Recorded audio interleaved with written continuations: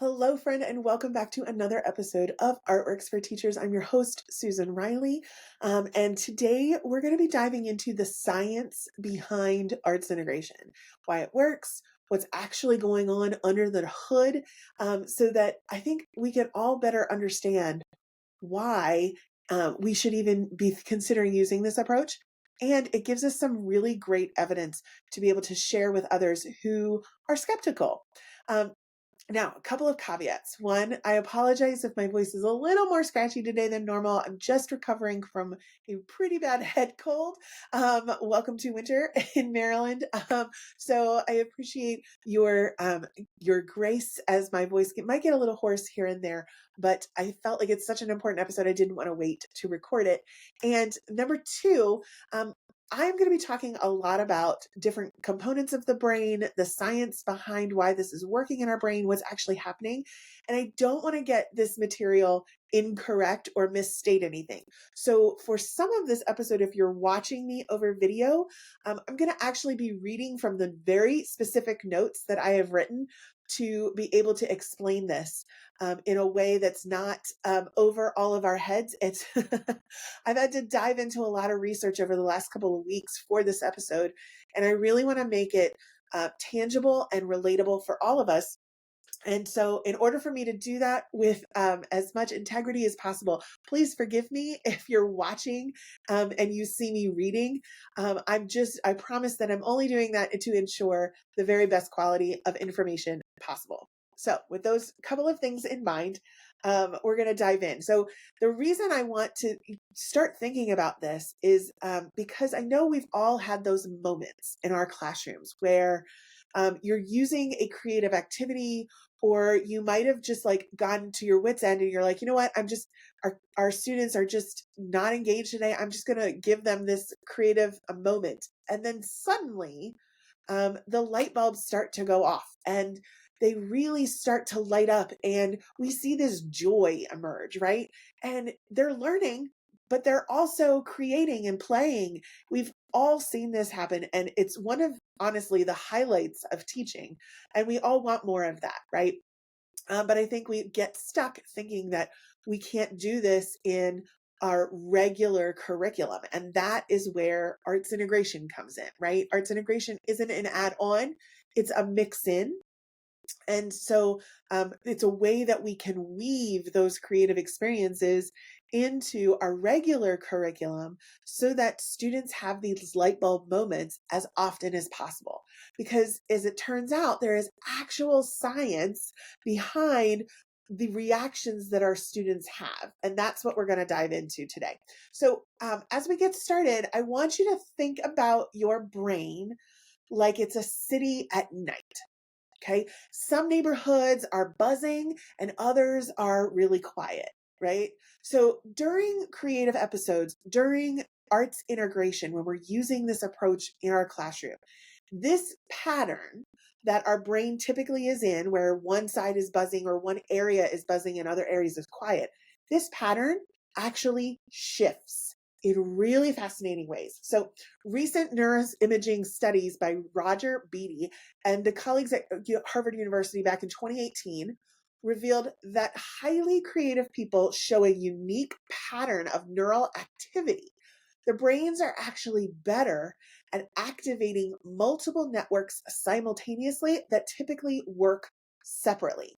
And this is not just dedicated to those creative types, right? It's there is no such thing as a creative type. We are all creative people. It's a matter of diving into those practices, finding what activates, what creative activity or medium activates us the most, and then tapping into that so that we can then evolve all areas of our brain. So here's how the brain actually responds when we start using creative approaches in our classroom or providing creative experiences. So this is both arts integration and arts for art's sake. Anytime that you are activating your creative muscle, okay, this is what's happening. It's true magic, because these two distinct areas, these neighborhoods in our brains that typically light up separately, are called the executive control network, and that's ECN for short, or the default mode network, DMN for short. Okay. So for years, scientists thought that these two networks were opposed to each other, right? That they only one lit up at a time and the other one was quiet. So, like, you were either focusing, which is an executive task, right? You were either focused or you were daydreaming. That would be a default network, right? Default mode network. But you weren't doing both. And as teachers, the first time I saw that information, I was like, oh, we teachers know that that is not the case, because our students who come to us with ADHD, or who come to us with some special needs, or who come to us with different languages, we know that oftentimes those two modes are happening simultaneously, right? So the research that came out in 2020 out of the University of Pennsylvania actually showed something really fascinating, that as we engage in creative experiences, we develop stronger connections between these networks. We actually start to see these networks start to synchronize, right? So here's what's happening during a creative episode, or anytime we're engaging in creative experiences, either arts for art's sake, arts integration, any kind of creative episode that we might be exploring. Our brain actually shifts in really remarkable ways. So in 2022, there was a study out of Neuroscience Letters that found that these kinds of tasks trigger increases in both our alpha waves and our theta waves. So alpha waves are associated with relaxed alertness, right? So that's when we're focused, but we're not like stressed about it. So that creates what scientists call a neural inhibition state. That's essentially quieting the parts of your brain that might interfere with creative thinking. It dulls them a little bit, just keeps them quiet so that your creative thinking can get to work, right? Meanwhile, at the same time, theta waves, which are linked to deep meditation and memory integration. If you've ever been in a meditative state or a practice meditation, I am sure you've heard of theta waves, right? Theta waves are typically linked to that deep meditative state. They are helping to forge new connections between previously unrelated ideas. And this is where the magic is happening. So your alpha waves are allowing you to be in this creative state and experience this creative activity. And at the same time, your brain is building new networks, new ideas and connections between ideas. So this is why, like, if you engage in singing in a choir, or you love to use watercolor and paint, and that helps you to relax, when you do those things and then you hop into the shower the next morning, boom, you might have a brilliant idea for something that you have been pondering for a while, but the connections never seem to work. That's because your brain had the opportunity to work on that in the background while you were engaging in your creative task. Okay, this is huge. And if you think about it for our classrooms, when you're engaging with creative experiences, right, you are activating that connection network, those theta waves, and it's happening below the surface. We don't even know that it's happening, but it's building that long-term connections between previously unrelated ideas. That's why when we start to use arts integration, we connect music and math, or theater and reading. Um, that's why students have such success, and long term, we see better results out of those content areas, because our students have actually, in the background of their brains, having this connection happen. Okay. So when you're using arts integration and somebody comes in and they're like, oh, you're just playing, or why are you wasting time with focusing on this art project during your reading block, right? This happens a lot. You might even hear this from your community members or parents. Like, why are you wasting time using visual art during your reading block? Because you're not wasting the time. You're actually maximizing your time. You're actually making that time count for double because your brain is working on two different levels. Now, neurochemistry during these creative moments is also fascinating. Your brain releases what scientists call the creative cocktail. I love that. This is called the creative cocktail. So when you're working either in the arts on their own or with arts integration and you're utilizing creativity, your brain releases this creative cocktail. And I apologize if some of these terms, if I mispronounce them, they are very scientific. So here we go. It releases these four different items. First is dopamine, and that's going to enhance your pattern recognition and motivation. So if we're working in math and we're connecting with music, you're automatically going to release some dopamine to enhance that pattern recognition area, and you're motivating students. It's a win-win. At the same time, norepinephrine is increasing, which is sharpening your focus and your attention. So students are not just engaged in learning, they are actually focused and more attentive. Additionally, at the same time, endorphins are creating a sense of well-being that is keeping you engaged long term. So it's not just the spark, but it's that endorphin that keeps you engaged throughout the entirety of the project. And then there's anandamide, which is nicknamed the bliss molecule, and this helps to forge new neural connections. So when you're engaged in creative experiences, including arts integration, then these four different things are being released into your brain at the same time. That's why we get such a big bang for our buck when we're using arts integration in the classroom. Okay. So when students are engaging in arts integration, they are engaged, they're clearly engaged and motivated to keep working in the project, right? And with schools who are seeing a drop in student attendance because kids just don't care, this is an immediate impact. It welcomes them in, it brings them in, and they love coming to school because during these creative episodes, they are engaged. They're also fully focused, and their attention is on the project itself, and they're staying engaged long term. While at the same time having this bliss molecule that is creating these new connections so that after the project, when it's over, they're retaining their information, and more than just retention, they're able to apply it in new and different ways, right?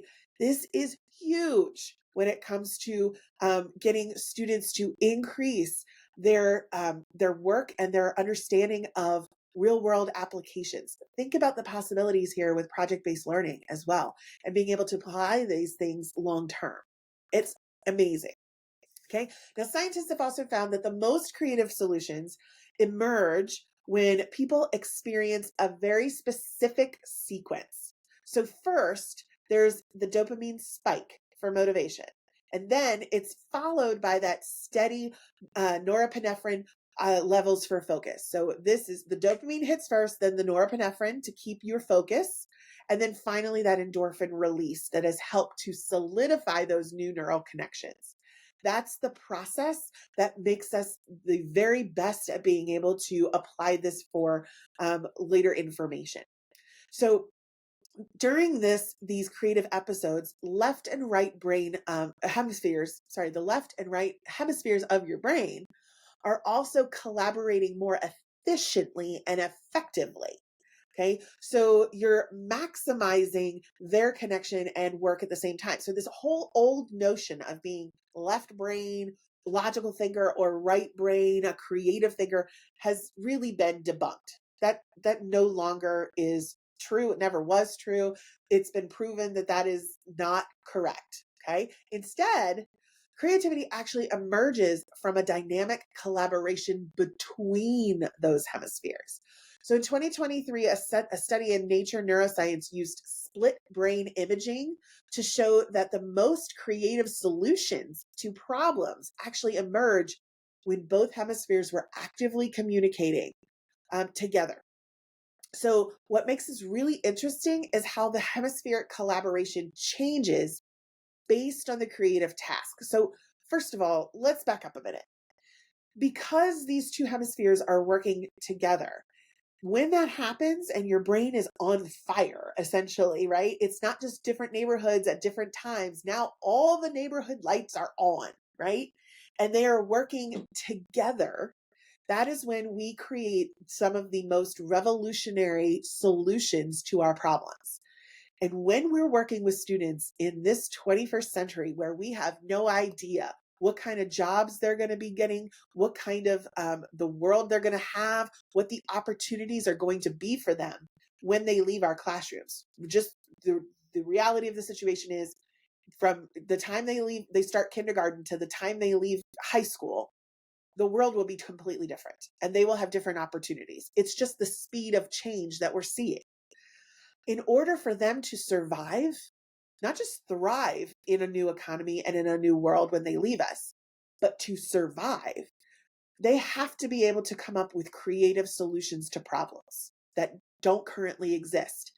This kind of activity, these kinds of arts integration, methods, and being able to use this in your classroom actually allow our students to leave us with the capability of being able to work creatively through those problems and to be able to survive and thrive in a future we can't yet see, right? So anyway, as we're working through these kinds of hemispheric collaborations, if we know what creative tasks are going to be best for that, we can optimize our learning environments and our curriculum and how we teach to be able to utilize those tasks, right? So when you're in the early stages of creativity, when you're generating new ideas, the right hemisphere actually shows more activity, particularly in the areas associated with novel connections and holistic thinking.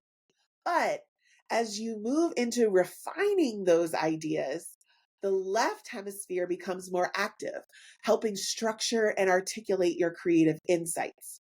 So it's not one or the other, right? And oftentimes, arts for art's sake and arts integration are pitted against each other. But actually, you have to have both. You have to be able to generate those new creative ideas. You have to be able to experience what that creative process is like. And then you have to have an opportunity to apply it.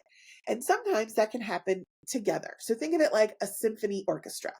Most of the time, your analytical brain, the conductor, right, tries to rigidly control everything that's happening. But in your optimal creative states, when we can really maximize this knowledge about creativity, the conductor actually steps back and it allows for the musicians, which are your neural networks, both your executive functions and your default mode network. It allows those two musicians, all your networks, to play in perfect harmony with one another, right? That's what neuroscience call transient hypofrontality, right? So all that means is that it's a temporary quieting of your brain's executive control centers that allows for more spontaneous and novel connections to emerge, right? So when we start to utilize this, here's the things that we start to see. So when you start to put arts integration into your practice, right, we see higher retention and comprehension. Studies all over the place show that storytelling, music, and movement help students retain information longer. And it doesn't have to be full arts integration. It can be arts enhancement. For example, there are studies that show that using music to teach multiplication tables has been found to increase recall by up to 50%. I'm sorry, I'll use music all day long in math class if that helps my students retain that information at such a high rate, right? Additionally, engaging in arts integration, arts experiences build stronger critical thinking and problem solving, right? So when you're engaging the brain in this way, it's encouraging that higher order thinking, which help make students make connections between concepts. So it's not, we don't live in a world of isolation. We don't learn how to read in isolation, right? We think that just going to reading class is the thing that's going to help us learn how to read, but actually Learning how to read is very complex, and it doesn't happen in one location. It's happening in that location. It's also happening when we're learning how to read music notes and we're learning how to look at a piece of artwork and read how the artist created that artwork. All of that is reading. And by leveraging creativity, we're engaging our brain in making those connections in the background in real time. Okay. And additionally, it improves our emotional and social learning skills. So, drama and visual arts improve empathy, collaboration, and communication, all skills that our students definitely need in the 21st century. Now, one thing I want to leave you with before we head out is this idea of neuroplasticity, which is also extremely important. Okay. When we engage in arts integration and creative practice, we're not just getting better at one skill, not one specific skill, right? We are enhancing our overall capacity for creative thinking. Okay. So when you're doing this, it's not that you can only creative people can do this, right? Everyone can do this. Everyone has access to this in their brains. It's a matter of us taking the opportunity to turn it on, which means providing creative experiences. So, for example, musicians who learn improvisation show enhanced problem solving abilities in non musical areas. Visual artists develop stronger observational skills that extend beyond their artwork and build into how they look at science or um, or even social studies and the events happening of today. Writers often report improved emotional intelligence and empathy after they've had a writing session. Dancers demonstrate better cognitive flexibility in everyday tasks. So anytime we're engaging in the arts in any area, you are building these skills in collaboration with one another. And what's really remarkable is that our brains can rewire themselves to build and accept and welcome these creative experiences. Our brains are not static, okay? They build and recreate and rewire all the time. So every time that we engage in creative activities, we're not just producing something new, we are physically reshaping our neural pathways. It's like building new highways in the vast network of our minds. And the more we travel those roads, the stronger they become. So I hope that in this episode, you've been able to kind of understand a little bit more about all of the magic that's happening inside of our brains when we're engaging in creative experiences. And I also hope that this gives you the impetus to try to use a creative strategy in your classroom this week. Maybe it's not a full arts integration lesson. Maybe it's just simply using the headline strategy to capture what students are thinking about a really captivating image or an illustration in their science textbook, or a understanding something that they just read as when we're looking for comprehension and analysis. You can use the headline strategy to ask students to capture the overall essence of whatever that was that they read or they looked at or they heard in 6 words or less. Something as simple as that strategy can be the gateway to opening up creative experiences in your classroom. If you need help with that, we do have a brand new online workshop. It's 1 hour and you get a PD certificate for that hour at artsintegration.com/6strategies. It's completely free because we want you to have strategies like this to engage your learners and engage their brains. So definitely go and check that out. And we'll put a link to it in today's show notes. Listen, creativity is not just an extra. It is the secret ingredient to deeper learning, as science now proves. Thank you so much for tuning in this week. I'll be back for another episode of Artworks for Teachers next week. See you then.